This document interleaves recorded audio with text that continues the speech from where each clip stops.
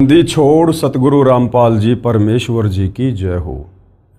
परमपिता परमात्मा सारी सृष्टि के रचनहार कुल मालिक असंख्य ब्रह्मांडों के स्वामी जगत गुरु तीनों लोकों में प्रवेश करके सबका धारण पोषण करने वाले राजाधीराज आत्माधार नाथों के नाथ देवों के देव महादेव सर्वेश्वर महेश्वर मृत्युंजय अजरो अमर आदि अनादि सनातनी प्रभु जगत पिता जगदीश्वर श्री श्री 1008 की उपाधि के वास्तविक अधिकारी अकाल मूरत शब्द स्वरूपी राम वासुदेव सर्वगतम ब्रह्म परम पूज्य प्रथम पूज्य परम संत परम पुरुष परम धनी परम दयालु सत्य कबीर हक्का कबीर अल्लाहु कबीर अल्लाहु अकबर बाखबर अल्लाह ताला जगत के तारणहार जगत के मुक्तिदाता जगत के जगन्नाथ हारे के सहारे हिंदुओं के राम मुसलमानों के अल्लाह सिखों के वाहिगुरु ईसाइयों के मसीह दया के सागर दयानिधि करुणा के सागर करुणानिधि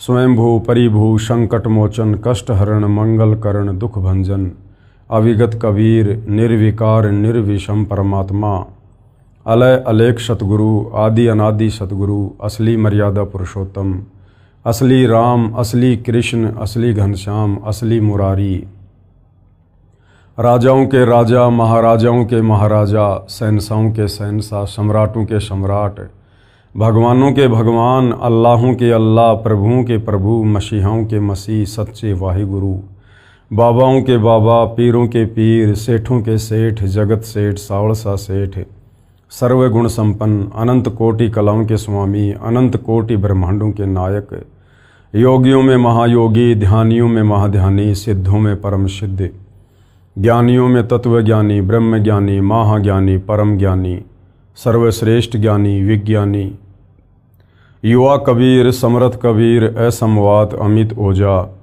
सच्चे रहनुमा करीम अल्लाह सुबहान अल्लाह दुनिया के अंतिम पैगंबर 8 सितंबर 1951 से गांव धनाना जिला सोनीपत हरियाणा भारतवर्ष की पावन भूमि पे प्रकट रियल कल्कि भगवान श्री नारायण साकार हरि श्री बाबा साहेब नूर अनंत परमात्मा सच्चे दरवेश सच्चे बाखबर संत श्रोमणी सतगुरु रामपाल जी परमेश्वर जी के चरण कमल में आप और हम सभी भाई बहनों का अनंत कोटि दंडवत प्रणाम। सत्साई भाई और बहनों, बहुत बड़ी दया बहुत बड़ी मेहर पूज्य गुरुदेव भगवान की परमेश्वर रामपाल जी की जिनके शुभ आशीर्वाद से विशेष आशीर्वाद से उन्हीं के सत्संगों का संग्रह पवित्र आध्यात्मिक पुस्तक कबीर बड़ा या कृष्ण के ऊपर वीडियो बनाने की श्रृंखला जारी है। इसी श्रृंखला में आज हमारा ये तीसरे नंबर का वीडियो है। ये पवित्र पुस्तक कबीर बड़ा या कृष्ण विशेषकर हिंदू समाज में परमात्मा चाहने वाली आत्माओं के लिए वरदान सिद्ध होगी यदि आपने इस पुस्तक पर बन रहे तमाम वीडियो निष्पक्ष होकर रुचि लेकर धैर्यपूर्वक देख लिए तो, क्योंकि ये पवित्र पुस्तक कबीर बड़ा या कृष्ण विशेषकर हिंदू समाज के चारों वेद पवित्र गीता जी और 18 पुराण इन तमाम सदग्रंथों के ज्ञान से प्रमाणित है। यानी चारों वेदों का गीता जी का और 18 पुराणों का निष्कर्ष निकाल कर आप जियों के लिए सतगुरु रामपाल जी परमेश्वर जी ने इस पुस्तक को लिखा है। तो भाई और बहनों, यदि वास्तव में आप परमात्मा प्रेमी हैं, यदि आपको परमेश्वर चाहिए, आपको मोक्ष प्राप्त करना है, तो आपने इस पुस्तक को अवश्य पढ़ना चाहिए या फिर ये तमाम वीडियो आपने अवश्य देखने चाहिए। अभी तक इस पुस्तक के ऊपर 2 वीडियो बन चुके हैं। यदि आपने नहीं देखे हैं तो आपने अवश्य देखने चाहिए ताकि आपको इस पुस्तक में लिखित आगे का अमृत ज्ञान भली भांति समझ में आ सके। तो सर्वप्रथम हमने सृष्टि रचना को मौखिक रूप से सुना है और धीरे धीरे हमारे सदग्रंथ उस सृष्टि रचना को प्रमाणित भी कर रहे हैं। आगे इस पवित्र पुस्तक में करते भी रहेंगे। सारे प्रमाण आप जियों के समक्ष प्रस्तुत किए जाएंगे। साथ में हमें ब्रह्मा विष्णु महेश की स्थिति के विषय में भी पूज्य गुरुदेव भगवान ने बताया कि ये कितने भगवान हैं, किस लेवल के भगवान हैं, शास्त्रों के अनुसार श्री ब्रह्मा, श्री विष्णु, श्री महेश पूजा के योग्य देव है या नहीं है। आज भाई और बहनों, इसी कड़ी में हम आगे बढ़ेंगे।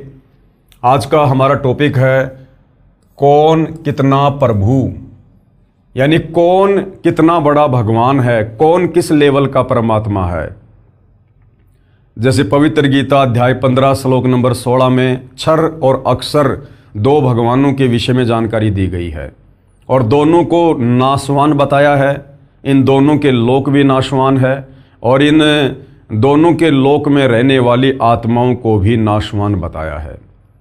उसके बाद गीता अध्याय 15 श्लोक नंबर 17 में कहा है कि उत्तम पुरुष तु अन्य परमात्मा इति उदाहरते ये लोकतरम अवश्य विभर्ति अवय ईश्वरे, यानी सर्वश्रेष्ठ परमात्मा वास्तव में पुरुषोत्तम तो गीता अध्याय 15 श्लोक नंबर 16 में वर्णित क्षर और अक्षर इन दोनों भगवानों से अन्य है, जो तीनों लोकों में प्रवेश करके सबका धारण पोषण करता है।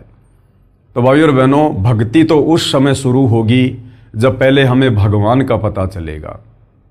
हिंदू समाज में हमारे तत्व ज्ञानहीन नादान धर्म गुरुओं ने तरह तरह के भगवान बनाए हुए हैं, प्रसिद्ध किए हुए हैं।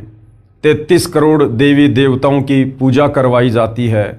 आज तक हमारे धर्मगुरु हमें एक परमेश्वर के विषय में नहीं बता पाए कि वो सर्वशक्तिमान एक परमपिता परमेश्वर कौन है, जिन्होंने सारी सृष्टि को रचा है, जो कुल का मालिक है।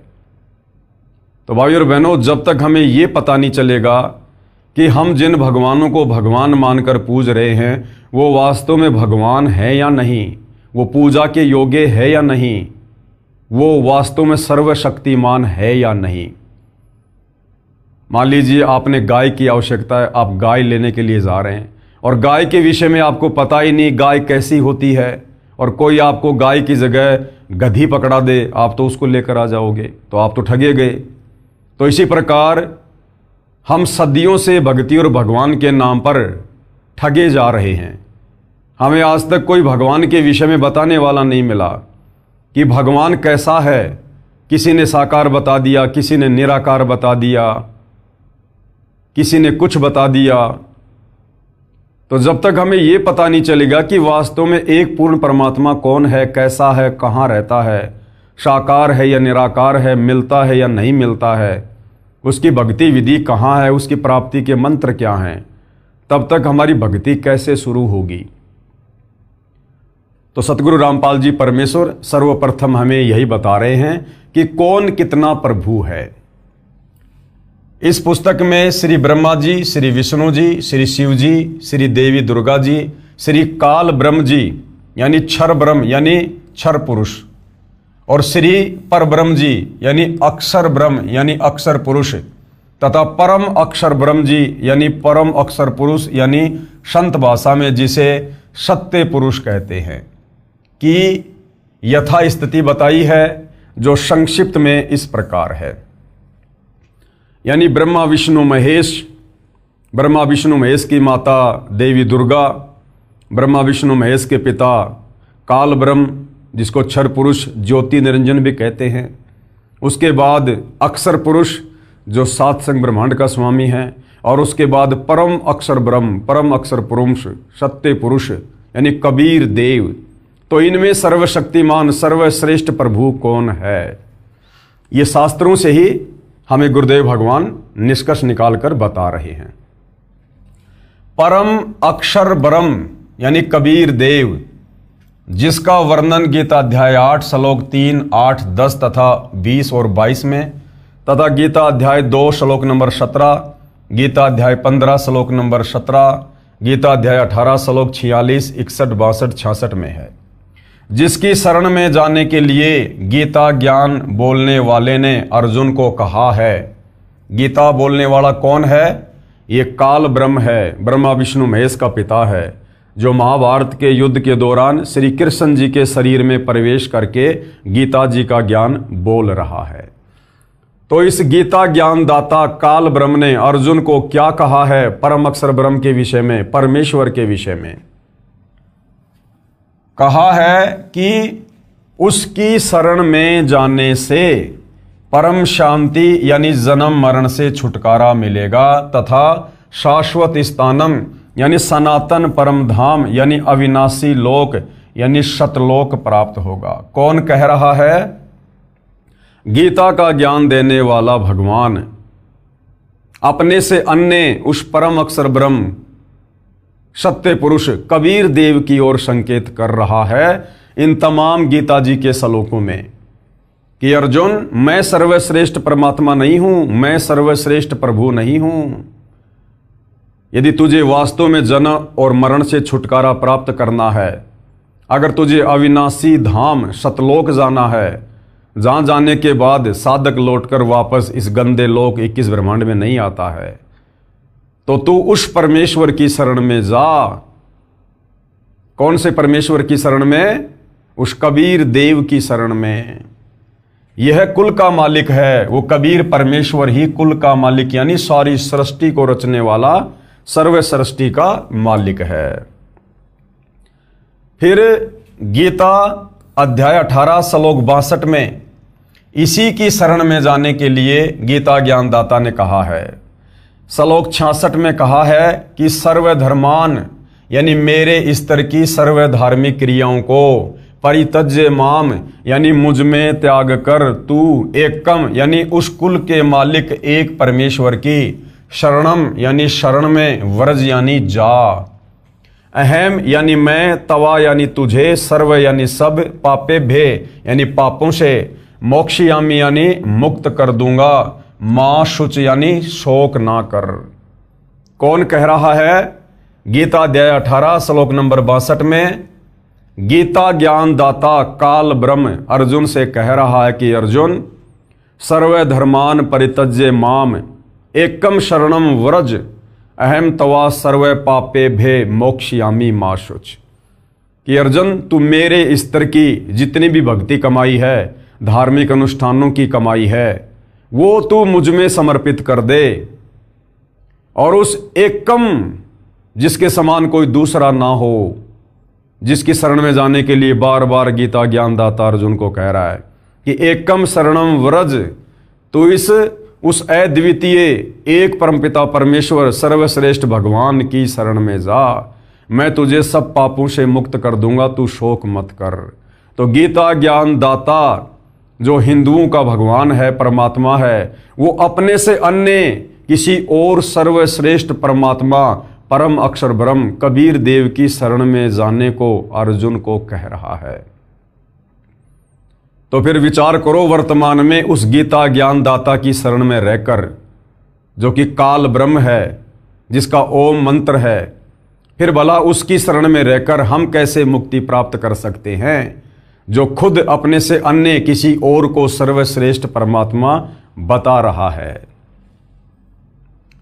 यह एक परमेश्वर, सबका मालिक, सबसे बड़ा समर्थ कबीर जी है, जो काशी बनारस शहर भारत देश में जुलाही की लीला किया करता तथा यथार्थ व संपूर्ण आध्यात्मिक ज्ञान सूक्ष्म वेद को बताया करता था।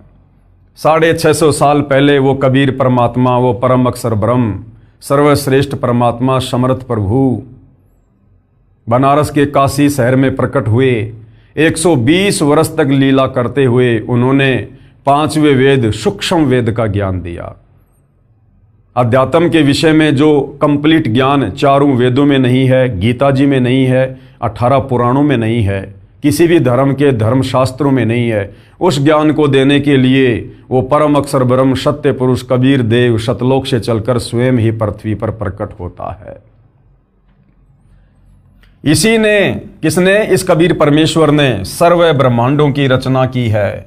इसी ने क्षर पुरुष, अक्षर पुरुष, ब्रह्मा, विष्णु, महेश, देवी दुर्गा समेत सर्व जीव आत्माओं की उत्पत्ति की है, जो आप और हमने सृष्टि रचना में पहले पढ़ लिया है कि सभी जीव आत्माओं की उत्पत्ति इसी कबीर परमेश्वर ने अपने वचन से सतलोक में की है। यह तथ्य इतना सत्य जानो जैसे आज से लगभग 400 वर्ष पूर्व एक वैज्ञानिक ने बताया था कि पृथ्वी अपने अक्ष यानी धुरी पर घूमती है, जिसके घूमने से दिन तथा रात बनते हैं। उस समय सब मानते थे कि सूर्य पृथ्वी के चारों ओर घूमता है, जिस कारण से दिन तथा रात बनते हैं। संसार के सब मानव का यही मत था। इस झूठ को इतना सत्य मान रखा था कि उस वैज्ञानिक का विरोध करके फांसी पर चढ़वा दिया। आज वह 400 वर्ष पूर्व वाली बात सत्य साबित हुई। सूर्य घूमता है, ये झूठ सिद्ध हुई।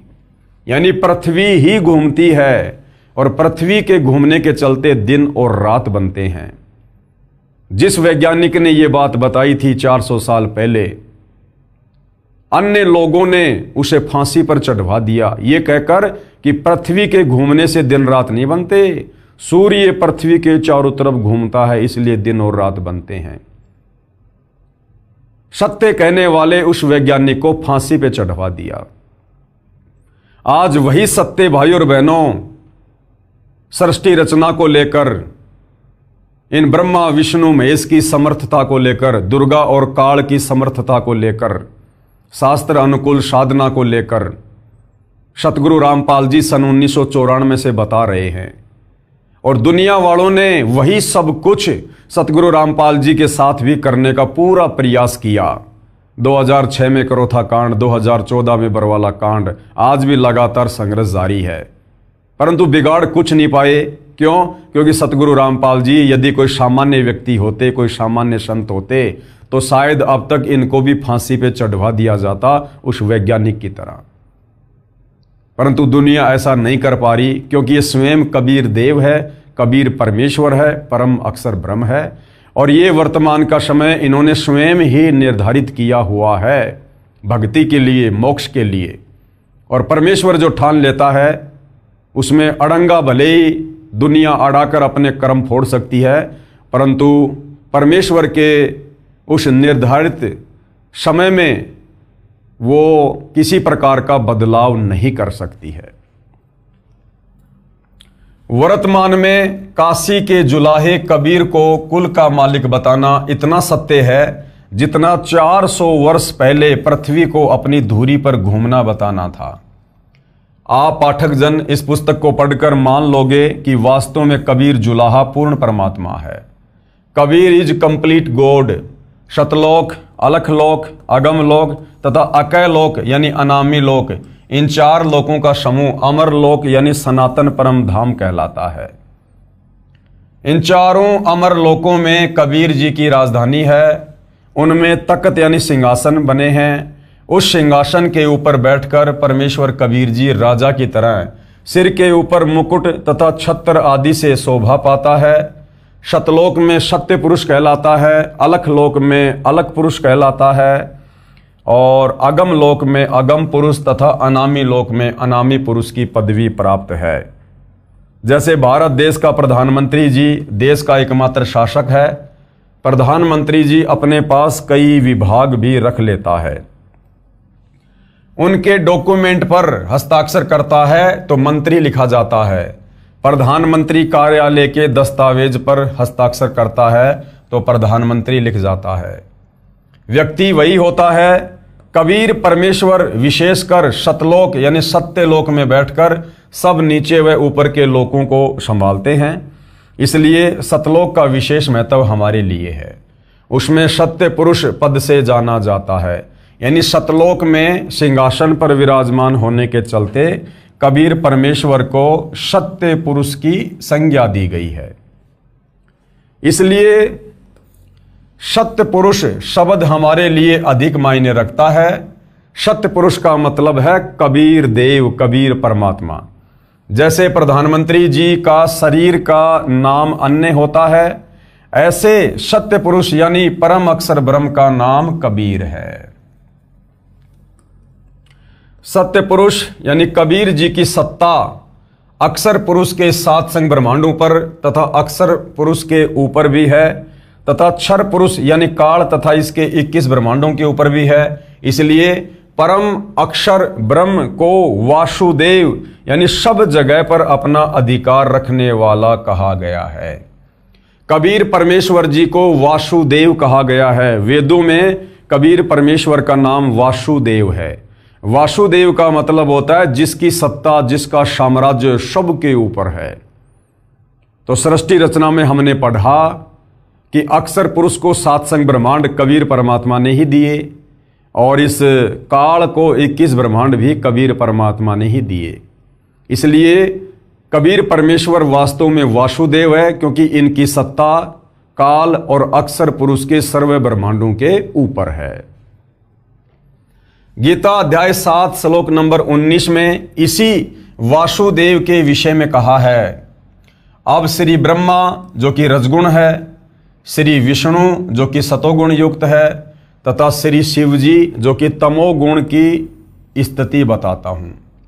गुरुदेव कहते हैं कि अब आपको श्री ब्रह्मा, श्री विष्णु, श्री महेश की स्थिति से परिचित करवाता हूं कि ये किस लेवल के भगवान हैं, ये कितने समर्थ हैं। अभी हमने कबीर परमेश्वर की समर्थता के विषय में पढ़ा कि कबीर परमेश्वर सर्व सृष्टि के मालिक हैं, सर्व ब्रह्मांडों के रचयिता हैं, इनकी सत्ता सर्व ब्रह्मांडों के ऊपर है, इसलिए इनको वासुदेव भी कहा जाता है। इनके बराबर और कोई शक्ति सृष्टि में नहीं है। अब ब्रह्मा विष्णु महेश कितने समर्थ हैं, किस लेवल के भगवान हैं, ये कितने वासुदेव हैं, ये कितने भगवान हैं, कितने ब्रह्मांडों के ऊपर इनका साम्राज्य है, अब गुरुदेव भगवान हमें ये बताएंगे। क्षर पुरुष यानी काल रूपी ब्रह्म के 21 ब्रह्मांड हैं। एक ब्रह्मांड में 3 लोकों पृथ्वी लोक, स्वर्ग लोक तथा पाताल लोक में श्री ब्रह्मा जी, श्री विष्णु जी तथा शिव जी एक एक कार्य के स्वामी हैं, प्रभु हैं। जैसे एक प्रांत में यानी एक राज्य में एक मुख्यमंत्री होता है जो प्रांत का मुखिया होता है, अन्य मंत्रीगण उसके अधीन होते हैं तथा मुख्यमंत्री जी देश के प्रधानमंत्री जी के अधीन होता है। ऐसे ही क्षर पुरुष यानी काल ज्योति निरंजन अपने प्रत्येक ब्रह्मांड में मुख्यमंत्री रूप में है तथा श्री ब्रह्मा जी रजगुण विभाग के, श्री विष्णु जी सतगुण विभाग के तथा श्री शिव जी तमगुण विभाग के मंत्री हैं। केवल 3 लोकों यानी पृथ्वी लोक, स्वर्ग लोक तथा पाताल लोक के प्रभु हैं, मालिक हैं। यानी कितनी कम शक्ति रखते हैं श्री ब्रह्मा, श्री विष्णु और श्री महेश, ये पूज्य गुरुदेव भगवान ने हमें बताया है। ये जो काल ब्रह्म है ये 21 ब्रह्मांड का स्वामी है और इसने एक ब्रह्मांड में सृष्टि को चला रखा है, बाकी 20 ब्रह्मांड इसके खाली रहते हैं। उस एक ब्रह्मांड में केवल 3 लोक, पृथ्वी लोक, पाताल लोक, स्वर्ग लोक, केवल इन 3 लोकों में श्री ब्रह्मा विष्णु महेश एक एक विभाग के मंत्री हैं। एक ब्रह्मांड में भी श्री ब्रह्मा विष्णु महेश का पूरा साम्राज्य नहीं है। उस एक ब्रह्मांड में भी केवल 3 लोकों पर पृथ्वी, पाताल और स्वर्ग, और केवल एक एक विभाग के ऊपर इनका आधिपत्य है। श्री ब्रह्मा जी रजोगुण विभाग के मंत्री हैं, श्री विष्णु जी सतोगुण विभाग के मंत्री हैं और श्री शंकर जी तमोगुण विभाग के मंत्री हैं। श्री ब्रह्मा विष्णु महेश की केवल इतनी समर्थता है, ये केवल इतने प्रभु हैं, इतने भगवान हैं। यानी 21 ब्रह्मांड का मुख्यमंत्री समझो इनका पिता काल ब्रह्म है और ये जो ब्रह्मा विष्णु महेश है ये समझो तीनों विधायक हैं, एमएलए हैं। ये एमपी भी नहीं है, ये विधायक की कैटेगरी में है। तो इस लेवल के ये भगवान हैं, ये परमात्मा हैं, ये वासुदेव हैं। एक ब्रह्मांड में भी इनकी कंप्लीट जो है प्रभुता नहीं है। परम अक्षर ब्रह्म यानी सत्य पुरुष कबीर जी को प्रधानमंत्री जी तथा देश के राष्ट्रपति जी मानो। यानी कबीर परमेश्वर कितने सक्षम हैं? परम अक्षर ब्रह्म यानी सत्य पुरुष कबीर जी को प्रधानमंत्री जी तथा देश के राष्ट्रपति जी मानो। यानी 21 ब्रह्मांड का स्वामी है ये ज्योति निरंजन, इसको समझो मुख्यमंत्री। और मुख्यमंत्री से ऊपर कौन होता है? प्रधानमंत्री, राष्ट्रपति। यानी राष्ट्रपति देश का प्रथम नागरिक होता है, उससे ऊपर फिर कोई नहीं होता। इसी प्रकार कबीर परमेश्वर जी को जानो राष्ट्रपति, जो काल के 21 ब्रह्मांडों पर भी शासन करते हैं, अक्षर पुरुष के 7 संग ब्रह्मांडों पर भी शासन करते हैं और ऊपर के 4 अविनाशी लोकों पर भी उन्हीं का शासन है। तो सबसे बड़े परमात्मा, सबसे समर्थ प्रभु कौन? सत्य पुरुष कबीर देव। अब आप जी समझ लें कि कबीर बड़ा है या कृष्ण। गुरुदेव कहते हैं अब आपकी समझ में आ जाना चाहिए कि वास्तव में कबीर जी बड़े हैं या फिर श्री कृष्ण जी बड़े हैं। तो कहाँ कबीर जी और कहाँ श्री कृष्ण जी, कहाँ देश का राष्ट्रपति और कहाँ एक विधायक, एक एमएलए। दिन और रात का अंतर है उनकी शक्ति में, उनकी प्रभुता में। श्री कृष्ण जी व श्री रामचंद्र जी स्वयं विष्णु हैं जो भिन्न भिन्न रूपों में जन्मे थे। श्री विष्णु जी की स्थिति ऊपर बता दी है। संत गरीबदास जी को परमेश्वर कबीर जी स्वयं मिले थे, उनको ऊपर के ब्रह्मांडों में लेकर गए थे, सब देवों की स्थिति से अवगत करवाया था, अपने सतलोक में भी लेकर गए थे, अपनी स्थिति से भी अवगत करवाया था, फिर वापस पृथ्वी के ऊपर छोड़ा था। तब संत गरीबदास जी ने बताया है कि क्या बताया आदरणीय गरीबदास जी ने?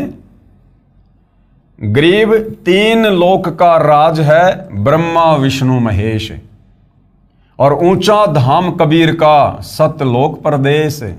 कि ब्रह्मा विष्णु महेश तो केवल 21 ब्रह्मांडों में, केवल एक ब्रह्मांड में, और तीन लोक पृथ्वी पाताल स्वर्ग, इन तीनों लोकों में केवल एक एक विभाग के मंत्री हैं, रजोगुण सतोगुण तमोगुण। और कबीर परमेश्वर ये कुल मालिक है, सबसे ऊंचा धाम कबीर का सतलोक प्रदेश। गरीब अनंत कोटि ब्रह्मांड का एक रति नहीं भार, और सतगुरु पुरुष कबीर है ये कुल के सृजनहार। काल के 21 ब्रह्मांड, अक्षर पुरुष के सातसंग ब्रह्मांड, ऊपर के चारों लोक, उनमें अनंत द्वीप, सारी रचना इस कबीर परमेश्वर ने स्वयं की है। अधिक जानकारी आगे इसी पुस्तक में पढ़ेंगे। धार्मिक भावनाओं को ठेस, जो भाई बहन ये सोचते हैं कि सतगुरु रामपाल जी हमारे देवता श्री ब्रह्मा विष्णु महेश जी को छोटा बताकर, और ये तो हमारे देवताओं की निंदा कर रहे हैं, हमारी धार्मिक भावनाओं को ठेस पहुंचा रहे हैं, तो उन नादान आत्माओं के लिए सतगुरु रामपाल जी क्या कह रहे हैं? यदि कोई सज्जन पुरुष, स्त्री या पुरुष, उस अंध श्रद्धालु को कहे कि आप जिस देवी देवता को इष्ट मानकर जो साधना कर रहे हो ये गलत है, इससे आपको कोई लाभ नहीं मिलेगा, आपका मानव जीवन नष्ट हो जाएगा, आप देवी देवताओं की पूजा इष्ट मानकर ना करो, आप मूर्ति की पूजा ना करो, आप धामों तथा तीर्थों पर मोक्ष मकसद से ना जाओ, आप श्राद्ध ना करो, पिंडदान ना करो, 13वीं 17वीं क्रिया या अस्थियां उठाकर गति करवाने के लिए मत ले जाओ, आप व्रत मत करो, इसके स्थान पर अन्न जल करने में संयम करो, न अधिक खाओ न बिल्कुल भूखे रहो, आप अपने धर्म के शास्त्रों में बताए भक्ति मार्ग के अनुसार साधना करो। यानी ये सारी की सारी जो क्रिया हैं ये ना करने की हैं, गीता जी मना कर रही है। तो इस विषय में जब किसी व्यक्ति को बताया जाता है, समझाया जाता है, जो व्यक्ति इन देवी देवताओं को इष्ट मानकर पूजा करता है, तो वो लोग क्या कहते हैं?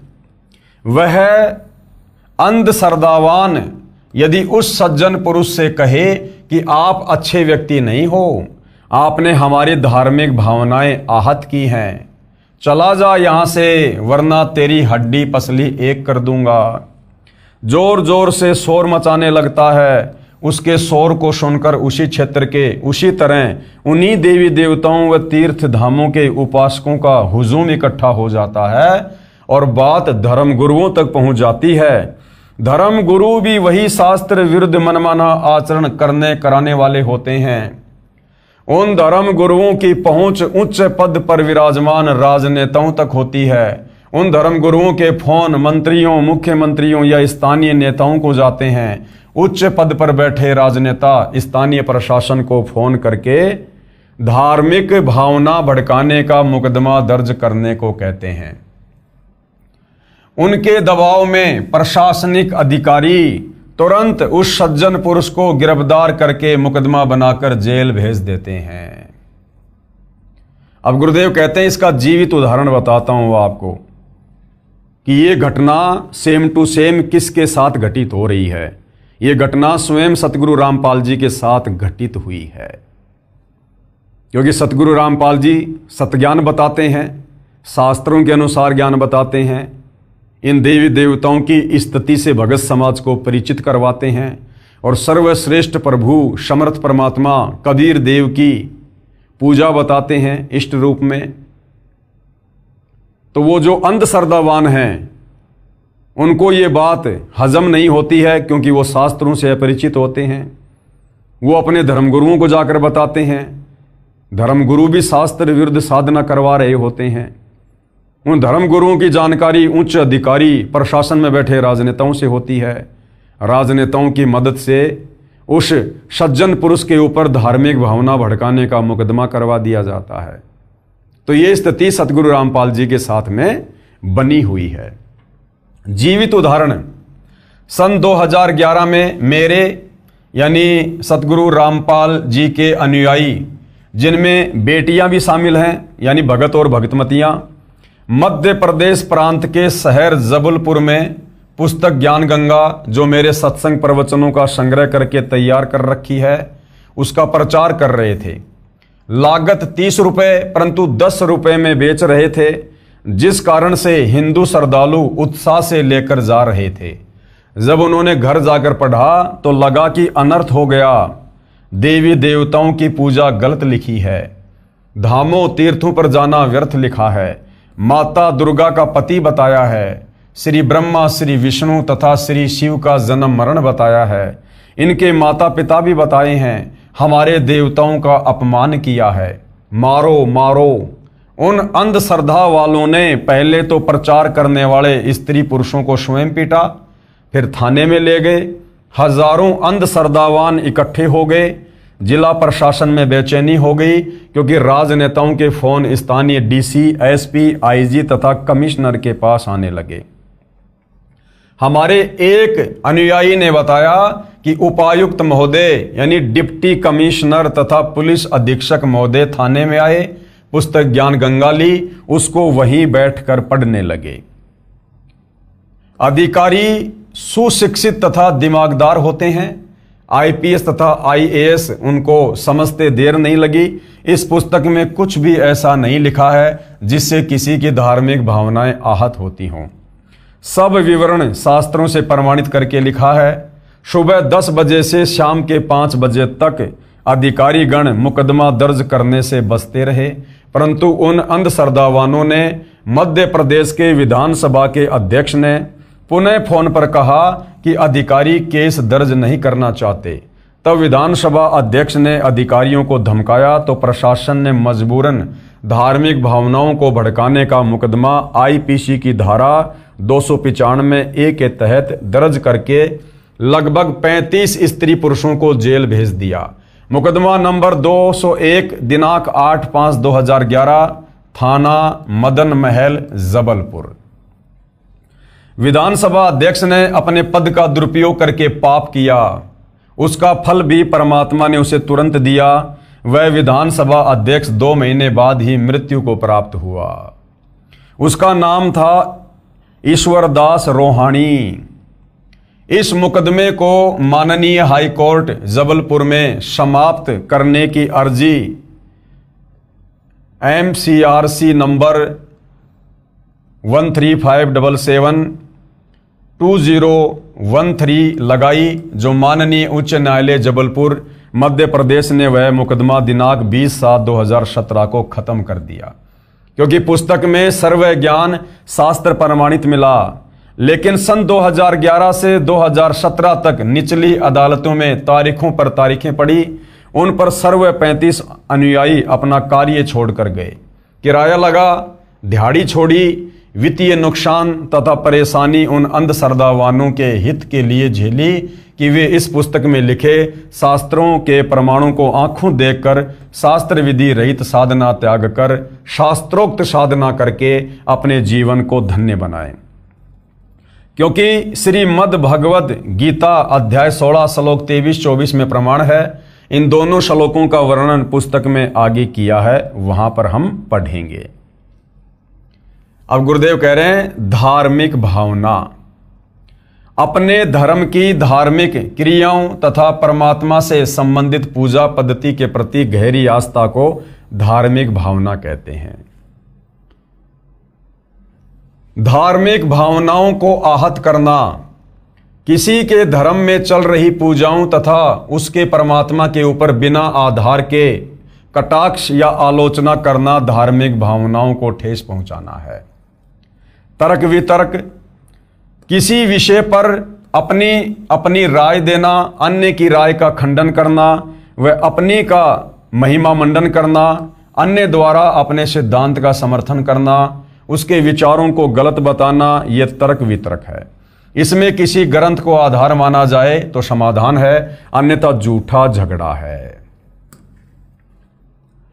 लेखक का उद्देश्य, यानी सतगुरु रामपाल जी कह रहे हैं कि इस पुस्तक का जो लेखक है उसका मकसद, उसका उद्देश्य किसी की धार्मिक भावनाओं को ठेस पहुंचाना नहीं है, परंतु शास्त्रों को आधार मानकर तर्क वितर्क किया है। सभी शास्त्रों के प्रमाण को आधार रूप में देकर यथार्थ आध्यात्मिक ज्ञान तथा मोक्ष मार्ग को उजागर किया है।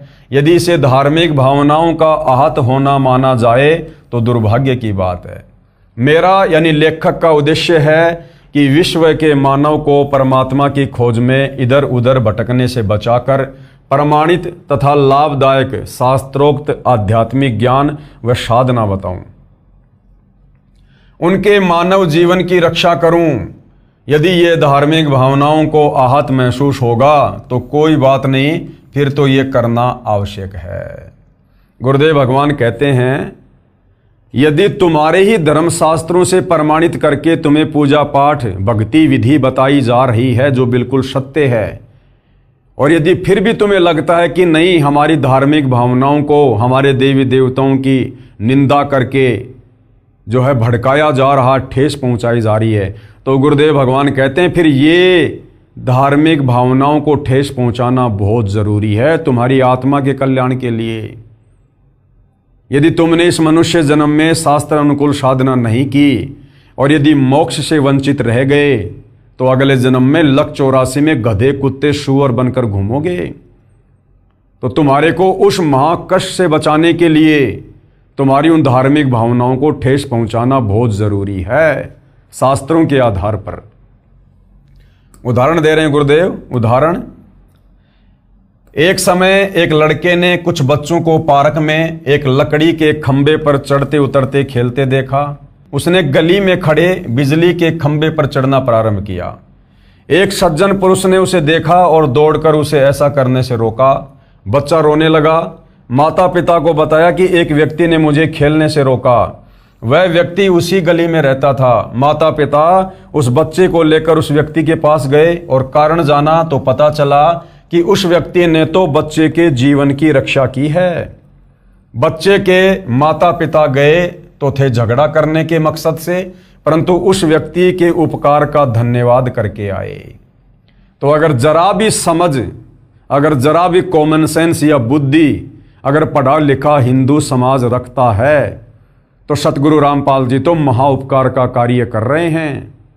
इन देवी देवताओं की समर्थता इन्हीं पुस्तकों से साबित करके आप लोगों को दिखाकर, आप हिंदू समाज से जुड़े भाई बहनों को वेद गीता और 18 पुराणों के अनुसार भक्ति साधना देकर आपको इन आधे अधूरे, इन असहाय बेचारे, इन असमर्थ देवी देवताओं की पूजा छुड़वाकर, जो स्वयं गीता अध्याय 7 श्लोक नंबर 12 से 15 में तीनों गुण रजगुण ब्रह्मा, सतगुण विष्णु, तमगुण शंकर की पूजा करने को मना किया गया है, इनकी पूजा छुड़वाकर और एक परम अक्षर ब्रह्म सर्वशक्तिमान परमात्मा कबीर देव को इष्ट रूप में पूजवाकर आप जियों को मोक्ष का मार्ग दिखा रहे हैं। तो अगर जरा भी कॉमन सेंस होगी, अगर जरा भी बुद्धि का इस्तेमाल करोगे तो आप जी अपनी आत्मा का कल्याण करवा लोगे। सतगुरु रामपाल जी तो आपको उस नादान बच्चे की तरह बिजली के खंबे पर चढ़ने से रोक रहे हैं, जो आप चिल्ला रहे हो कि हमारी धार्मिक भावनाओं को ठेस पहुंचा रहे हैं, हमारे देवी देवताओं की निंदा कर रहे हैं। ये जब इस पुस्तक को आप पढ़ोगे सारे प्रमाण देखोगे, बखूबी आपकी समझ में आ जाएगा, यदि आप भक्ति करना चाहते हो तो। मेरा यानी लेखक का यही उद्देश्य है कि हिंदू धर्म के सब व्यक्ति लकड़ी के खंभे पर न खेलकर, शास्त्रोक्त साधना ना करके और बिजली के खंभों पर चढ़कर मर रहे हैं। यानी उस कबीर परमेश्वर की जो सर्वशक्तिमान परमात्मा है, सर्वधर्म शास्त्र केवल उसी परमेश्वर की भक्ति करने को कह रहे हैं। हिंदू समाज उस समर्थ परमेश्वर कबीर की भक्ति ना करके, लकड़ी के खंभे पर ना चढ़कर और इन देवी देवताओं की, काल ब्रह्म की, अक्षर पुरुष तक की साधना करके बिजली के खंभे पर चढ़कर मरने की तैयारी कर रहे हैं। यानी शास्त्र विरुद्ध मनमाना आचरण करके अनमोल मानव जीवन व्यर्थ कर रहे हैं। उनको शास्त्रोक्त साधना यानी गीता और वेदों के अनुसार साधना करने के लिए बाध्य करूं, क्योंकि आप मेरे बंधु हैं। बंधु नहीं, हम परमेश्वर रामपाल जी के बच्चे हैं, हम उनकी आत्माएं हैं। सारी सृष्टि के मालिक हैं कबीर देव, जो आज वर्तमान में सतगुरु रामपाल जी के नाम से धरती पर प्रकट हैं। मेरे देश के वासी हैं। कौन से देश के वासी? सतलोक देश के वासी हैं। हम सभी सतलोक से आए हुए हैं। परमात्मा के अबोध यानी अध्यात्म ज्ञान में अनजान बच्चे हैं। मुझे परमात्मा जी ने सर्व शास्त्रों का यथार्थ ज्ञान दिया है। अपने आप को छुपा कर कह रहे हैं सतगुरु रामपाल जी। वर्तमान में सब शिक्षित हैं। शास्त्रों के अध्याय, श्लोक व पेज तक पुस्तक में लिखे हैं। फोटोकॉपी भी लगाई है। जांच करें और फिर मानें।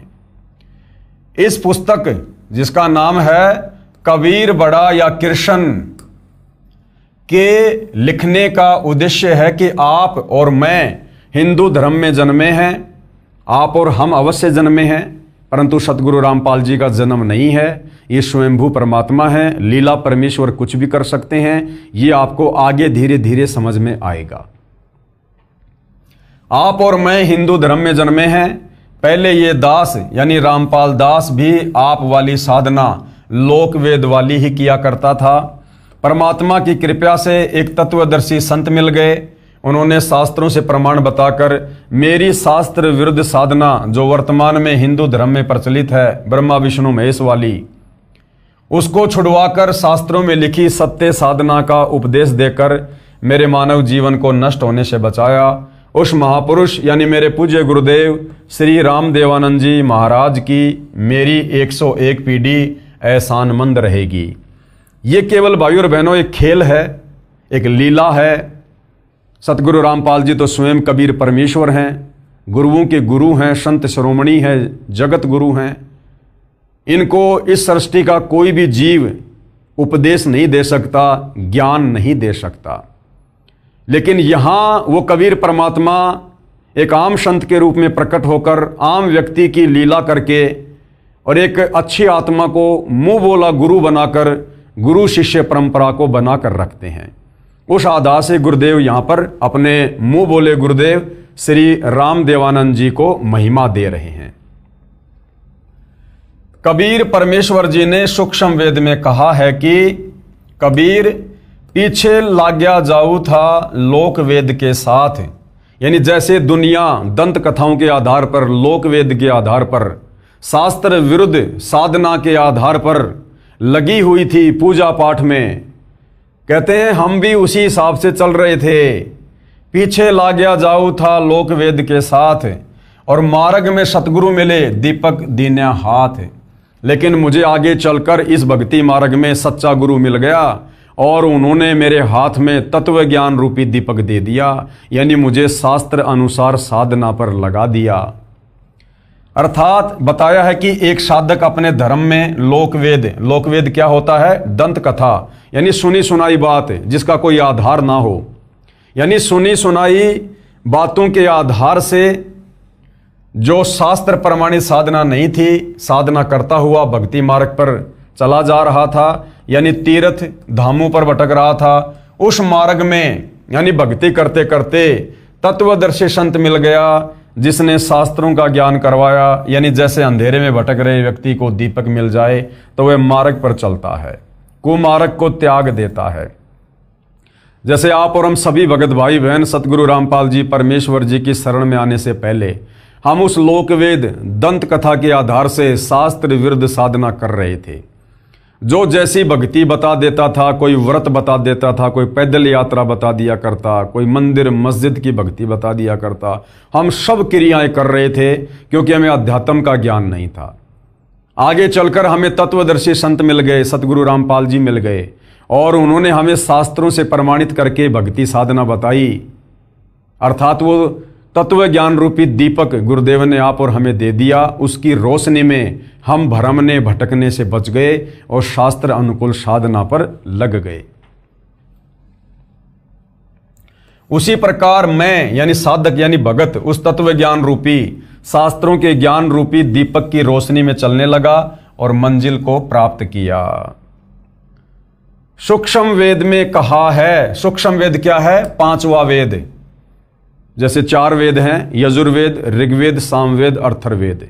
लेकिन जो पांचवा वेद है जिसमें कंप्लीट अध्यात्म का ज्ञान है, जिसको सूक्ष्म वेद कहते हैं, तो पांचवा वेद सूक्ष्म वेद क्या कहता है? जिसको स्वयं परमात्मा आकर ही बताते हैं। सत्य भक्ति करे जो हंसा, क्या कह रहे हैं परमात्मा? सत्य भक्ति करे जो हंसा, तारों तास के इकोत्तर वंशा। जो भगत तत्वदर्शी संत से उपदेश लेकर शास्त्र अनुकूल साधना करने लग जाता है उसका तो मोक्ष होता ही होता है। पीछे से उसकी 101 पीढ़ी का परमात्मा उद्धार करता है। समय आने पर उनको भी मोक्ष देता है। संत भाषा में इकोत्तर का मतलब होता है 101।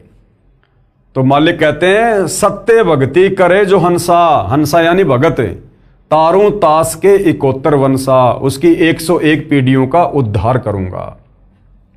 शब्दार्थ, परमात्मा जी ने कहा है कि जो साधक शास्त्रोक्त सत्य साधना भक्ति करता है तो मैं उसकी 101 पीढ़ी को संसार सागर से पार कर दूंगा, यानी पूरे वंश का मोक्ष कर दूंगा।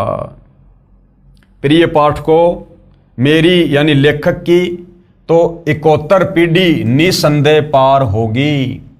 मेरे को दीक्षा देने का अधिकार मेरे पूज्य गुरुदेव श्री राम देवानंद जी ने दिया है।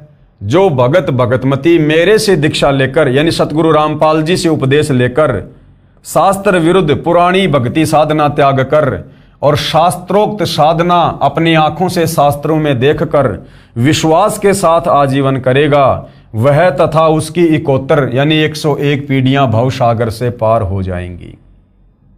कृपया विश्वास के लिए पढ़िए इसी पुस्तक के पेज नंबर 445 पर परमात्मा कबीर जी की भक्ति से हुए भक्तों को लाभ अध्याय में। शास्त्रोक्त साधना तथा शास्त्र विधि त्याग कर मनमाना आचरण साधना में क्या अंतर है? क्या कह रहे हैं परमात्मा? एक होती है शास्त्रोक्त साधना, यानी गीता, वेद, कुरान, पुराण, बाइबल, इन सब के अनुसार जो प्रमाणित भक्ति साधना है उसको कहते हैं शास्त्रोक्त साधना, यानी शास्त्र अनुकूल भक्ति साधना। दूसरा होता है शास्त्र विधि त्याग कर मनमाना आचरण, यानी गीता, वेद, कुरान, पुराण, बाइबल के विरुद्ध जो मनमानी भक्ति करता है, मनमाने मंत्रों का जाप करता है, उस साधना में क्या अंतर है? तो सतगुरु रामपाल जी क्या समझा रहे हैं? उत्तर है यह ऊपर बता दिया है कि जो शास्त्र विरुद्ध भक्ति साधना करता है उसको कुछ भी आध्यात्मिक लाभ नहीं होता। गीता अध्याय 16 श्लोक नंबर 23 और 24 की अर्जुन, जो शास्त्र विधि को त्याग कर मनमाना आचरण करता है उसको ना तो परम सिद्धि प्राप्त होती है ना परम गति प्राप्त होती है, अर्थात उसको कोई आध्यात्मिक लाभ नहीं होता। शास्त्र अनुकूल साधना करने से सर्व लाभ मिलते हैं। जैसे वर्तमान में सतगुरु रामपाल जी के द्वारा प्रदान की जा रही शास्त्र अनुकूल साधना से उनके भक्तों को अद्वितीय आध्यात्मिक और भौतिक लाभ प्राप्त हो रहे हैं। अब गुरुदेव कहते हैं शंका, कुछ व्यक्ति कहते हैं कि रामपाल जी श्री ब्रह्मा जी, श्री विष्णु जी तथा श्री शिव जी की पूजा छुड़वाता है। तो गुरुदेव भगवान क्या समाधान कर रहे हैं? ये सरासर गलत है। मैं यानी लेखक इन देवताओं को शास्त्रोक्त साधना करने के मूल मंत्र देता हूं। गुरुदेव कहते हैं मैं किसी देवी देवता की भक्ति पूजा नहीं छुड़वाता, मैं तो आप लोगों को आप ही के धर्मशास्त्रों से प्रमाणित करके इन देवताओं के सच्चे मंत्र देता हूं, मूल मंत्र, बीज मंत्र।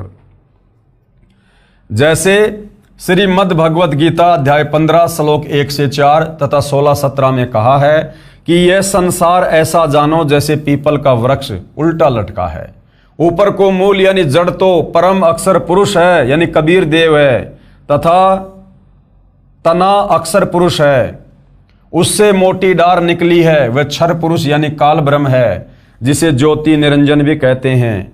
उस डार से तीनों गुण रूपी रजगुण ब्रह्मा, सतगुण विष्णु तथा तमगुण शिव रूपी शाखाएं निकली हैं, तथा उन शाखाओं पर लगे पत्ते संसार का अंश जानो।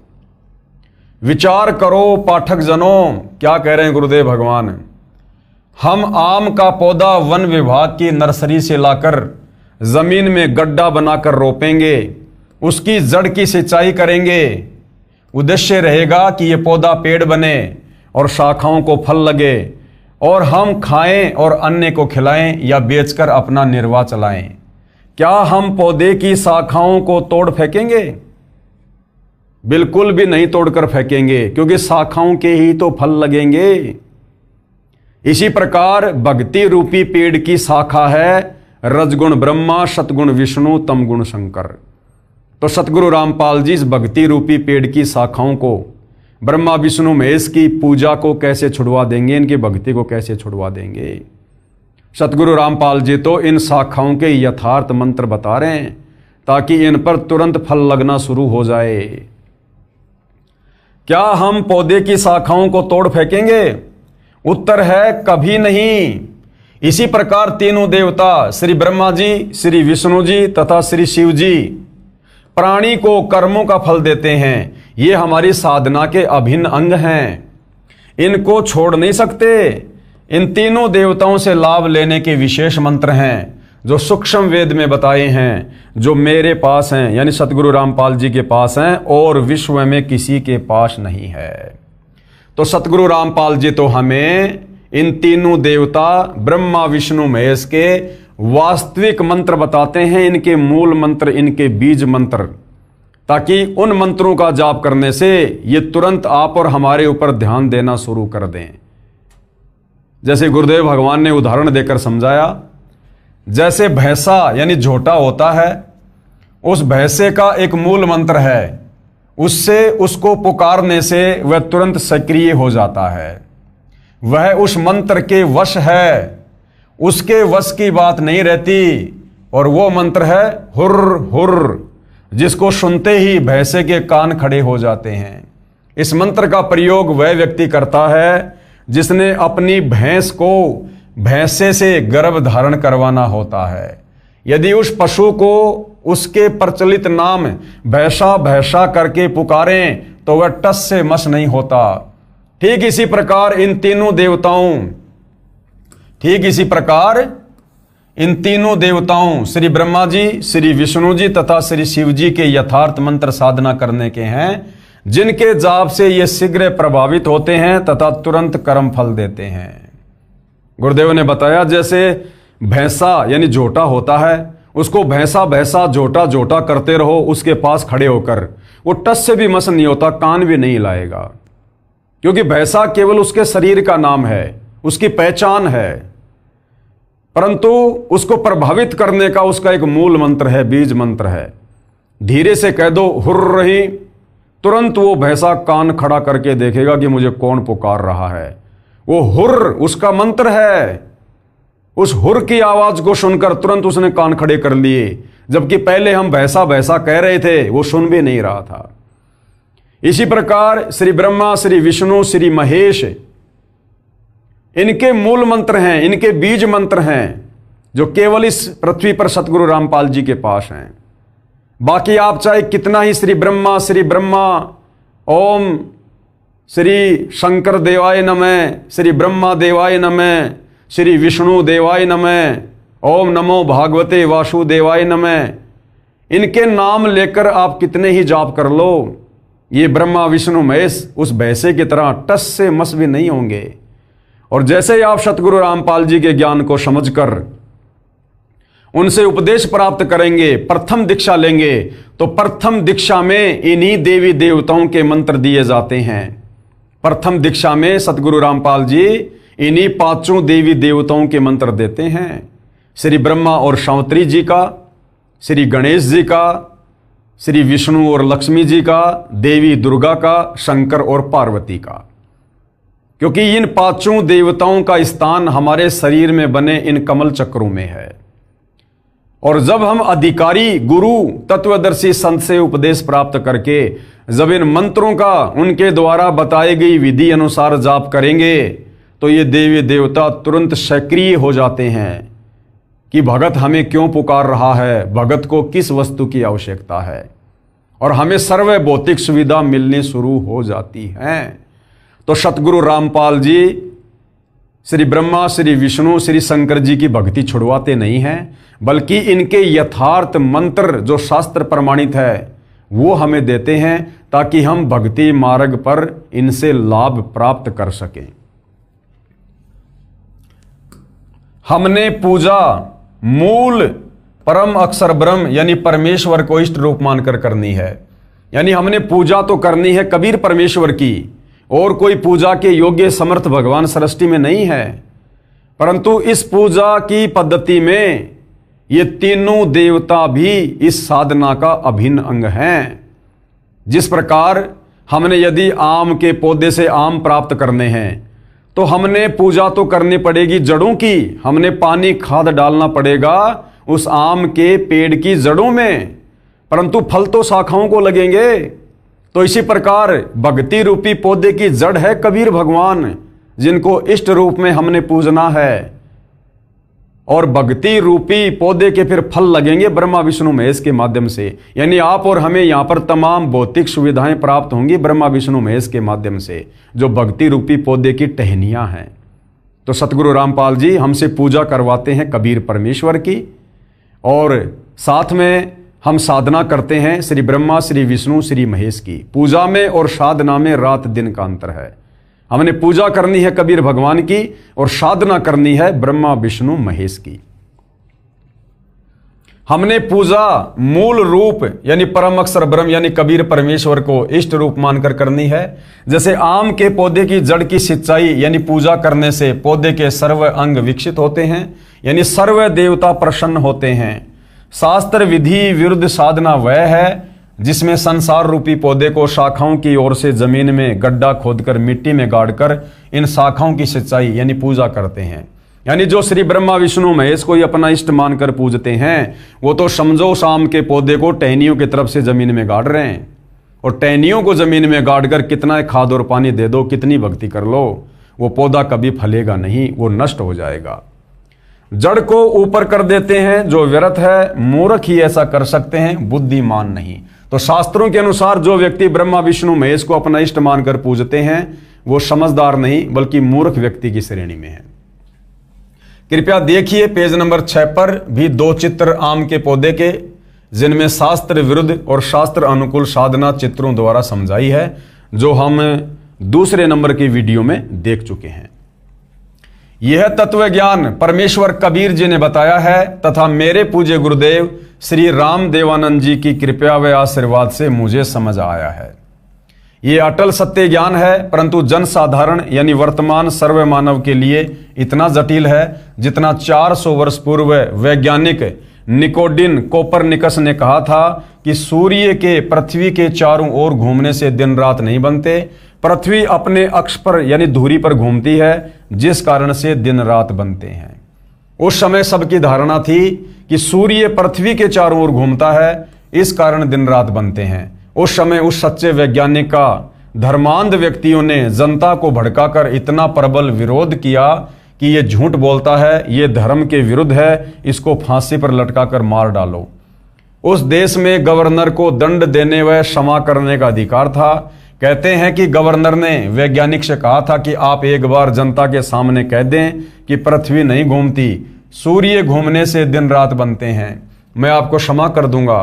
परंतु सत्य के पुजारी वैज्ञानिक ने कहा कि यह असत्य है, मैं कभी नहीं कहूंगा, जो करना है करो। उस सच्चे व्यक्ति को उस समय फांसी पर लटका दिया गया था।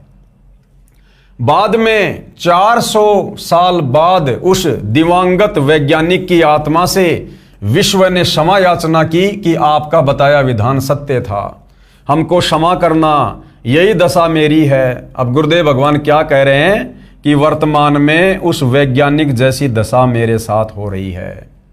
गुरुदेव कहते हैं मैं बताता हूं सत्य, मैं बताता हूं शास्त्र अनुकूल साधना कि श्री ब्रह्मा, श्री विष्णु, श्री महेश पूजा के योग्य भगवान नहीं हैं।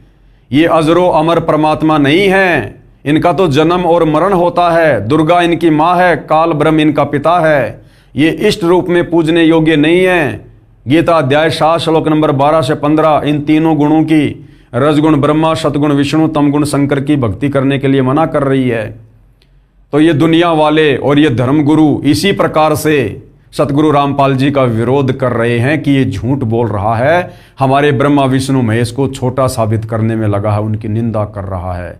जैसा विरोध उस वैज्ञानिक का हुआ था, वैसा ही विरोध वर्तमान में उन धर्मांध धर्मगुरु जो तत्व ज्ञानहीन हैं, अंधे हैं, उनके द्वारा जनता को भड़काकर करवाया जा रहा है।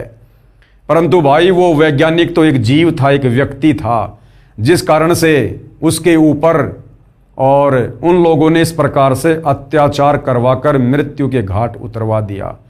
परंतु सतगुरु रामपाल जी तो स्वयं सर्व ब्रह्मांडों के रचयिता, सारी सृष्टि के मालिक हैं। और इनका 1 या 2 बार जेल जाना ये भी इनकी लीला का हिस्सा है, अन्यथा इनका तो कोई बाल भी टस से मस नहीं कर सकता। बाल भी टस से मस, ये अपनी मर्जी के मालिक हैं। जाके अर्ध रूम पर सकल पसारा, ऐसा पूर्ण ब्रह्म हमारा। अगर सतगुरु रामपाल जी भी उस वैज्ञानिक की तरह कोई आम व्यक्ति, आम पुरुष होते तो शायद आज इनको भी मौत के घाट कब का उतरवा दिया गया होता। परंतु ये तो सर्वशक्तिमान परमेश्वर हैं, जिस कारण से ना तो उन नादान शास्त्र विरुद्ध साधकों की कोई चली और ना उनके अंधे धर्म गुरुओं की पार बसाई, इतना प्रयास करने के बावजूद भी। तो गुरुदेव कह रहे हैं कि वर्तमान में यही दशा मेरी है। मैं कहता हूं कि ब्रह्मा विष्णु शिव नाशवान है। नाशवान का मतलब जन्म और मरण में है, इनकी जन्म और मृत्यु होती है। इनके माता पिता हैं, जिन पुराणों को आप सत्य मानते हो उन्हीं में प्रमाण दिखा दिए हैं। धर्मांध संत मंडलेश्वर अखाड़ों के महंत जन मेरे सत्य ज्ञान का घोर विरोध कर तथा करवा रहे हैं, जिस कारण से मेरे ऊपर झूठे मुकदमे बनवाकर जेल में डाला जाता है। सन 2006 में झूठा मुकदमा बनाया, यानी करोथा कांड हुआ। 21 महीने जेल में रहा, प्रचार बंद करवाया जाता है। परंतु वर्तमान में शिक्षित मानव है, सब प्रमाण ग्रंथों में है, इसलिए मैं जीवित हूं। यदि 100 वर्ष पहले ये ज्ञान बताता तो कब का परलोक चला गया होता। फिर 2014 में बरवाला कांड हुआ और अब 11 साल की एक लंबी जेल काटने के बाद 10 अप्रैल 2026 को सतगुरु रामपाल जी वापस सतलोक आश्रम में आए हैं। विशेष यहां पर यह बताना अनिवार्य समझता हूं कि दास यानी लेखक तथा दास के अनुयायी 5 वेदों सूक्ष्म वेद, ऋग्वेद, यजुर्वेद, सामवेद तथा अर्थर्वेद तथा गीताजी में बताए अनुसार भक्ति व साधना करते हैं। यजुर्वेद अध्याय 19 मंत्र 25 तथा 26 में क्या कहा है? यजुर्वेद अध्याय 19 मंत्र 25 आप जियों की आंखों के सामने है। क्या कहा गया है? ये संधि छेद अर्ध ऋचे उक्थानाम रूपम पदे आपनोति निविद है प्रणवे शस्त्रणाम रूपम पैसा सोमह आपेते। इसका क्या अनुवाद किया है गुरुदेव भगवान ने? यहां पर अनुवाद है, हर एक शब्द का यहां पर हिंदी में अनुवाद करके समझाया है और नीचे फिर इसका भावार्थ किया है कि यह मंत्र क्या कह रहा है। तत्वदर्शी संत वह होता है जो वेदों के सांकेतिक शब्दों को पूर्ण विस्तार से वर्णन करता है, जिससे पूर्ण परमात्मा की प्राप्ति होती है। वह वेद के जानने वाला कहा जाता है। फिर यजुर्वेद अध्याय 19 मंत्र 26 संधि छेद अविश्वयम प्राह शवनम इंद्रेण इंद्रम माद्यनिंदम वैश्वदेवम सरस्वतस्या तृतीयम आप्तम श्वनम। यहाँ गुरुदेव ने अनुवाद में प्रत्येक शब्द का हिंदी में अनुवाद किया है और यहाँ पर भावार्थ में बताया है कि यह मंत्र क्या बता रहा है। भावार्थ, जिस पूर्ण संत के विषय में मंत्र 25 में कहा है वह दिन में 3 बार यानी प्रातः, दिन के मध्य तथा शाम को साधना करने को कहता है। सुबह तो पूर्ण परमात्मा की पूजा, दोपहर को सर्व देवताओं को सत्कार के लिए तथा शाम को संध्या आरती आदि को अमृतवाणी के द्वारा करने को कहता है। वह सर्व संसार का उपकार करने वाला होता है। यानी त्रिकाल संध्या जो हमारे वेदों में वर्णित है कि वो जो तत्वदर्शी संत होगा, जो 3 समय की आरती अपने भक्तों को देगा, सुबह, दोपहर और शाम को, समझ लेना वो तत्वदर्शी संत, वो धीरनाम संत, वो विश्व का उपकार करने वाला होगा। और वर्तमान में भाइयों और बहनों, ये जो त्रिकाल संध्या है, दिन में 3 समय की जो आरती है, आजकल आप जी भविष्य मालिका को लेकर बहुत सारे वीडियो देख रहे होंगे जिसमें बार बार त्रिकाल संध्या का जिक्र किया जाता है कि आने वाले विनाशकारी समय में यदि किसी को बचना है और यदि आने वाले सतयुग में किसी ने प्रवेश करना है तो त्रिकाल संध्या करते रहना होगा। लेकिन उन बेचारे भविष्य मलिका वालों के पास में त्रिकाल संध्या नहीं है। वो केवल त्रिकाल संध्या का नाम जानते हैं। वास्तव में त्रिकाल संध्या क्या है, कैसे होती है, कौन देता है, ये उन्हें नहीं पता है। तो ये त्रिकाल संध्या सतगुरु रामपाल जी के पंथ में है और उनके भगत दिन में 3 बार इसे प्रतिदिन करते हैं। जैसा कि इन वेद मंत्रों में स्पष्ट किया है कि तत्वदर्शी संत शास्त्रों के सांकेतिक शब्दों को ठीक से समझता व समझाता है, गूढ़ रहस्यों को उजागर करता है, 3 समय की स्तुति प्रतिदिन करने को कहता है यानी त्रिकाल संध्या करने को कहता है, स्वयं भी करता है तथा अनुयायियों से भी करवाता है। हम यानी लेखक तथा मेरे अनुयायी 3 समय सुबह, दोपहर तथा शाम को स्तुति यानी आरती करते हैं। दोपहर को 12 बजे के बाद विश्व के सर्व देवी देवताओं की स्तुति यानी सम्मान आरती करते हैं। पूजा परम अक्षर ब्रह्म की करते हैं। पूजा हम केवल कबीर देव की करते हैं, बाकी सम्मान सबका करते हैं। जैसे देश के राजा यानी प्रधानमंत्री जी को मुखिया रूप में विशेष सम्मान देते हैं तथा अन्य मंत्रियों व अधिकारियों को भी नमस्कार करते हैं, वे अच्छे नागरिक होते हैं। इसी प्रकार हम पूजा तो परम अक्षर ब्रह्म यानी कबीर देव की करते हैं तथा सम्मान सबका करते हैं। श्री ब्रह्मा, श्री विष्णु, श्री महेश, श्री दुर्गा, काल ब्रह्म, अक्षर पुरुष, सम्मान हम सबका करते हैं। परंतु हमारे जो पूज्य देव हैं वो हैं कबीर परमेश्वर। प्रमाण के लिए दोपहर की स्तुति के कुछ अंश यानी त्रिकाल संध्या के अंतर्गत जो दोपहर की आरती है, जो 12 बजे से लेकर विशेष तौर पर दिन के 2 बजे तक करने का विधान है, तो जो दोपहर की आरती है उसको असुर निकंदन रमेणी कहते हैं संत भाषा में, जो हम सभी सतगुरु रामपाल जी के फॉलोवर करते हैं। तो दोपहर की जो असुर निकंदन रमेणी है उसकी कुछ वाणियां यहां पूज्य गुरुदेव भगवान ने लिखी हैं, उन वाणियों को हम पढ़ेंगे। सत्य पुरुष समर्थ ओंकारा, अदली पुरुष कबीर हमारा, आदि युगादि दया के सागर, काल कर्म के मोचन आगर।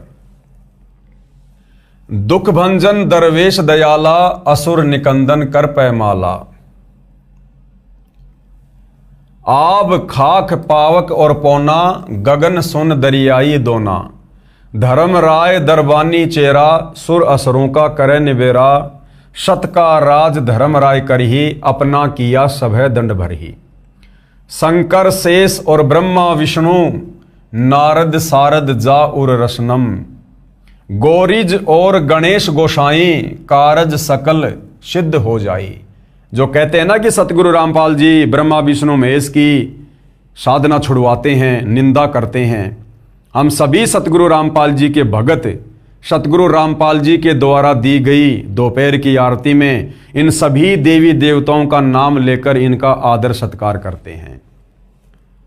तो देखिएगा, शंकर शेष, शंकर यानी महादेव, शेष यानी शेषनाग, ब्रह्मा जी विष्णु जी, नारद यानी नारद, सारद यानी शारदा, गौरीज यानी गौरीजा पार्वती, और गणेश गोसाई, कारज सकल सिद्ध हो जाई, यानी इनकी साधना करने से भगत के सारे कार्य सिद्ध हो जाते हैं। ब्रह्मा विष्णु और शंभु शेषा, तीनों देवा दयालु हमेशा। सावित्री और लक्ष्मी गौरा, ये तीनों देवताओं की धर्म पत्नियां हैं। श्री ब्रह्मा जी की पत्नी सावित्री, विष्णु जी की पत्नी लक्ष्मी और शंकर जी की पत्नी गौरा। सावित्री और लक्ष्मी गौरा, तीहू देवा सिर कर हैं चौरा।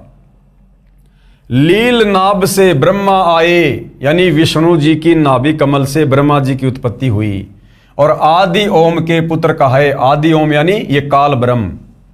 शंभु मनु ब्रह्मा की शाखा, स्वयंभू मनु जो ब्रह्मा जी का मानस बेटा था। ऋग यजु श्याम अथर्वन भाषा, उसने चारों वेदों को पढ़ा। पीवरत भया उतानम पाता, जाके ध्रुव आत्म ज्ञाता। सनक सनंदन संत कुमारा, चार पुत्र अनुरागी धारा। ये ब्रह्मा जी के मानस पुत्र हैं। 33 कोटि कला विस्तारी, ये 33 करोड़ देवी देवताओं के विषय में, और 88 मुनिजनधारी। कश्यप पुत्र सूरज सुरज्ञानी, 3 लोक में किरण समानी। 60,000 संगी बाल खेलम, बीना रागी अजब बलेलम। 3 कोटि योद्धा संग जाके, शिकबंदी है पूर्ण साके। हाथ खड़ग गल पुष्प की माला, कश्यप सुत है रूप विशाला। ये सूर्य के पुत्र हैं कश्यप जी, ये उनके विषय में बताया जा रहा है। कौस्तभ मणि जड़ा विमान तुम्हारा, सुर नर मुनिजन करत जुहारा। चंद सुर चकवे पृथ्वी माही, निश्वासर चरणों चितलाही। पीठे सूरज सन्मुख चंदा, काटे त्रिलोकी के फंदा। तारायण सब स्वर्ग समूलम, पखे रहे सतगुरु के फूलम। जय जय ब्रह्मा समर्थ स्वामी। देखिएगा श्री ब्रह्मा जी को समर्थ परमात्मा की संज्ञा दी गई है। जो लोग कहते हैं कि सतगुरु रामपाल जी तो हमारे ब्रह्मा विष्णु महेश की निंदा करते हैं। जय जय ब्रह्मा समर्थ स्वामी, येति कला परम पद धामी। और जय जय शंभु शंकर नाथा, कला गणेश और गौरीज माता।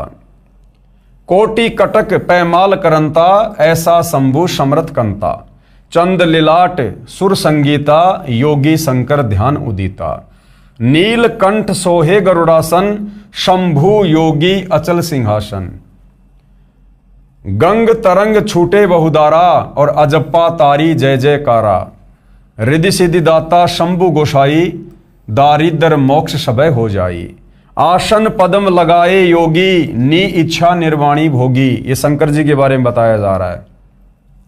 सर्प भुवंग गले रुंडमाला, और व्यरसव चढ़िए दीन दयाला। यानी शंकर जी अपने गले में सर्पों की माला डाल के रहते हैं, और व्यरसव यानी बैल के ऊपर जो है वो सवारी करते हैं। वामे कर त्रिशूल विराजे, यानी श्री शंकर जी उल्टे हाथ में त्रिशूल धारण करते हैं, और दहने कर सुदर्शन साजे। सुन अरदास देवन के देवा, श्री शंकर जी को यहां पर देवताओं के सुप्रीम देवता की संज्ञा दी गई है। सुन अरदास देवन के देवा, शंभु योगी अलख अभेवा। तू पैमाल करे पलमाही, ऐसे समरथ शंभु शाही। 1 लख योजन धौजा फरके, पचरंग झंडे मोहरे राखे। काल भद्र करत देव बुलाऊं, शंकर के दल सब ही ध्याऊं। भैरों खित्तर पाल पलितम, भूत और दैत चढ़े संगीतम। राक्षस भंजन बिरद तुम्हारा, यानी राक्षसों का नाश करना श्री शंकर जी का जो है ये परम कार्य है। ज्यों लंका पर पदम 18, कोट्यों गंधर्व कमंद चढ़ावे, शंकर दल गिनती नहीं आवे। मारे हाक दहाक चिंगारे, अग्नि चकर बाणों तनजारे। कंप्या शेष धरनी थर्रानी, जा दिन लंका घाली घानी। तुम शंभु ईसन के ईसा, और व्यरसव चढ़िए विश्वे बीसा। यानी भगवानों का भगवान बताया है यहाँ पर श्री शंकर जी को। इंद्र देवताओं का राजा इंद्र, धन का देवता ये कुबेर, और जल का देवता वरुण। इंद्र कुबेर और वरुण बुलाऊं, रापती सवेत सिंहासन ल्याऊं। इंद्र दल बादल दरियाई 96 कोटि की हुई चढ़ाई। सुरपति यानी देवताओं का राजा इंद्र, सुरपति चढ़े इंद्र अनुरागी, अनंत पदम गंधर्व बड़भागी। किशन भंडारी चढ़े कुबेरा, अब दिल्ली मंडल बोर्यों फेरा। वरुण विनोद चढ़े ब्रह्मज्ञानी, कला संपूर्ण 12 बानी। धर्मराय आद युगादि चेरा, 14 कोटि कटक दल तेरा। चित्रगुप्त के कागज माही, और जेता उपजा सतगुरु साई। सातों लोकपाल का रासा, उर में धरिए साधु दासा। विष्णुनाथ है असुर निकंदन, यहां श्री विष्णु जी को राक्षसों का नाश करने वाला बताया है। और संतों के सब काटे फंदन, नरसिंह रूप धरे गुरु राया। हिरणाकुश को मारण धाया। शंख चक्र गदा पद्म विराजे, यानी शंकर जी क्या क्या धारण करते हैं। शंख चक्र गदा पद्म विराजे, भाल तिलक जाके उर साजे। वाहन गरुड़, यानी वो किसकी सवारी करते हैं, गरुड़ जी की। वाहन गरुड़ कृष्ण अश्वारा, और लक्ष्मी ढोरे चवर अपारा, लक्ष्मी जी उनके ऊपर चवर करती है। रावण मही रावण से मारे, और सेतु बांध सेना दल तारे। जरा सिंध और बाली खपाए, कंस केसी चानोर हराए। काली दै में नागी नाथा, शिशुपाल चक्र से काटे माथा। काल यवन मथुरा पर धाये, 18 कोटि कटक चढ़ाए। मुचकंद पर पीतांबर डार्या, काल यवन जहां बेगी सिंहार्या। परशुराम 52 अवतारा, कोई न जाने भेद तुम्हारा। शंखासुर मारे निर्वाणी, बरहा रूप धरे परवानी। राम अवतार रावण की बेरा, और हनुमत हाका सुनी सुमेरा। तो ये उस त्रिकाल संध्या के अंतर्गत जो दोपहर की आरती, दोपहर की स्तुति, इन तमाम देवी देवताओं की हम सतगुरु रामपाल जी के फॉलोवर करते हैं। तो ये कुछ वाणियां हैं जो आप जियों के समक्ष प्रस्तुत की गई हैं। अब आगे इन तमाम वाणियों का, यानी वाणी संख्या 1 से लेकर 68 तक का सतगुरु रामपाल जी ने अनुवाद भी किया है। यानी इन वाणियों का क्या अनुवाद है, इन देवी देवताओं के विषय में, इस 21 ब्रह्मांड की शक्तियों के विषय में क्या कुछ बताया गया है। बहुत ही रोचक जानकारी है। आप हिंदू समाज से जुड़े भाई बहनों के लिए बहुत ही नई जानकारी है, जो आज से पहले किसी भी आचार्य और शंकराचार्य ने इस प्रकार से हमें इन देवी देवताओं के विषय में, इनकी लीलाओं के विषय में नहीं बताया है। असुर निकंदन रमैणी की वाणी नंबर 1 से 68 का सरलार्थ। तो भाइयों और बहनों, इन वाणियों के ऊपर विशेष तौर से सतगुरु रामपाल जी ने जो अनुवाद किया है, सरलार्थ किया है, उसके ऊपर ज्ञान चर्चा, साध संगति, सतगुरु महिमा हम कल के वीडियो में करेंगे। यदि आज हम इन वाणियों का सरलार्थ करेंगे तो वीडियो बहुत लंबा हो जाएगा। तो हमारा जो कल का टॉपिक होगा पवित्र पुस्तक कृष्ण बड़ा या कबीर के ऊपर, वो इन्हीं तमाम वाणियों के सरलार्थ को लेकर होगा, जो बहुत ही ज़्यादा महत्वपूर्ण है, इंटरेस्टिंग है और रोचक जानकारी है। तो हिंदू समाज से जुड़े भाई बहनों को ये वीडियो अवश्य देखना चाहिए। इस पवित्र पुस्तक कबीर बड़ा या कृष्ण के ऊपर बन रहे वीडियो अवश्य देखने चाहिए, ताकि हम अपने ही धर्म ग्रंथों से परिचित हों। हम अपने आप को हिंदू कहते हैं, सनातनी कहते हैं, और हमें ये पता नहीं कि हमारे सनातनी ग्रंथों में, हिंदू ग्रंथों में भक्ति और भगवान को लेकर, भक्ति साधना को लेकर, देवी देवताओं की स्थिति को लेकर क्या कुछ लिखा हुआ है। तो भाई और बहनों, जब तक हम अपनी आंखों से इन धर्म शास्त्रों में वर्णित सच्चाई से रूबरू नहीं होंगे, हम कभी भी एक अच्छे भगत नहीं बन सकते। हम कभी भी परमात्मा की भक्ति से होने वाले भौतिक और आध्यात्मिक लाभ प्राप्त नहीं कर सकते। तो सतगुरु रामपाल जी परमेश्वर जी के विषय में निंदा चुगली करके अपने कर्म बिगाड़ने से बेहतर है आप जी एक बार उनके द्वारा लिखित पुस्तकों को पढ़िए, उनके द्वारा किए गए सत्संगों को सुनिए, समझिए। उसके बाद आपकी आंखों से आंसू निकलेंगे, आंसू, कि हमने ऐसे महापुरुष के विषय में अनजाने में लोगों के कहने से ना जाने क्या कुछ अनाप शनाप बोल दिया, हमने अनजाने में अपने कितने कर्म बिगाड़ लिए। फिर आपको समझ में आएगा कि वास्तव में सतगुरु रामपाल जी आप और हमारी आत्मा के कल्याण के लिए, मोक्ष के लिए महापरोपकार का कार्य कर रहे हैं। तो भाइयों और बहनों, पूज्य गुरुदेव भगवान के आशीर्वाद से आज के वीडियो में केवल इतना ही। इस पवित्र पुस्तक कबीर बड़ा या कृष्ण में हम कल और आगे बढ़ेंगे, ज्ञान चर्चा होगी। तब तक पूज्य गुरुदेव भगवान हम सबको आज्ञा दे, आशीर्वाद दे, सद्बुद्धि दे, मार्गदर्शन करे, हमें भ्रमने और भटकने से बचाए। बंदी छोड़ सतगुरु रामपाल जी परमेश्वर जी की जय हो।